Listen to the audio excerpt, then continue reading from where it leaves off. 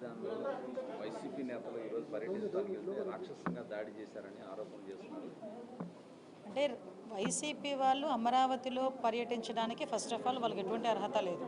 ఎందుకంటే అమరావతికి వాళ్ళు స్వచ్ఛందంగా ఒప్పుకొని నిజంగా వెళ్ళుంటే కనుక వాళ్ళు ఒప్పుకొని వెళ్ళుంటే కనుక అది సపరేట్ పార్ట్.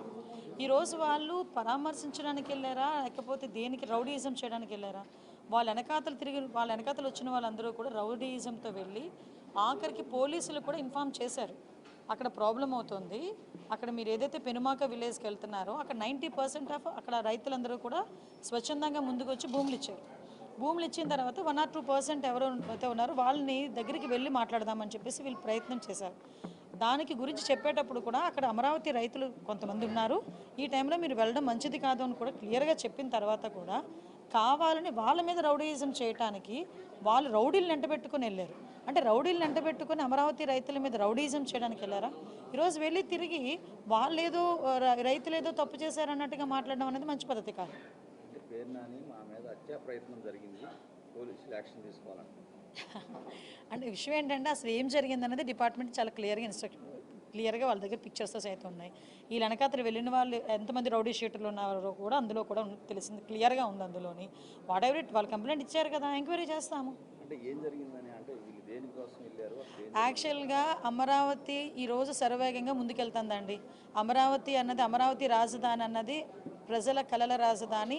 అటువంటి రాజధాని ఈరోజు ప్రపంచంలో నెంబర్ 1 పొజిషన్లో నిల్చోబెట్టడానికి గౌరవ ముఖ్యమంత్రి గారు రోజు ప్రయత్నం చేస్తున్నారు. రోజు ప్రయత్నమే కదా, కష్టపడుతున్నాం. ఈరోజు ప్రతి ఒక్కరు కూడా కష్టపడుతున్నాం, అధికారులు కానీ ఇటు ప్రజాప్రతినిధులుగా మేము కానీ అందరం కూడా అమరావతి 2027 నాటికి పూర్తి కావాలి అని చెప్పి ఒక దృఢ నిశ్చయంతో మేము పనిచేస్తూ ఉంటే దాన్ని డిస్టర్బ్ చేయడానికి వెళ్ళడం తప్పించి ఈ రోజు వరకు ఆ రోజు అమరావతి రాజధానికి వాళ్ళే కదా ఒప్పుకున్నారు.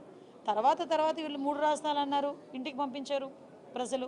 మళ్ళీ ఈరోజు వచ్చి మావిగాని అంటున్నారు. మరి ఏ మొహం పెట్టుకుని ఈరోజు అమరావతి రైతుల దగ్గరికి వెళ్ళి వాళ్ళు ఏదో పరామర్శ చేస్తారు? నేను ఒకటే చెప్తున్నాను, అమరావతి పూర్తి అయిపోతే వీళ్ళకి కనీసం ఆ సీట్లు కూడా ఉండవు, ఆ మనుగడ కూడా ఉండదు అనే ఒకే ఒక ఉద్దేశంతో వాళ్ళ భయంతో ఈరోజు అమరావతిని డిస్టర్బ్ చేయడానికి రౌడీ మూకలను తీసుకుని వెళ్ళిన సందర్భం తప్పించి అంతకుమించి ఏమీ కాదు. వీళ్ళు కంప్లైంట్ చేశారు కాబట్టి మేము సమగ్రంగా విచారణ చేస్తాం.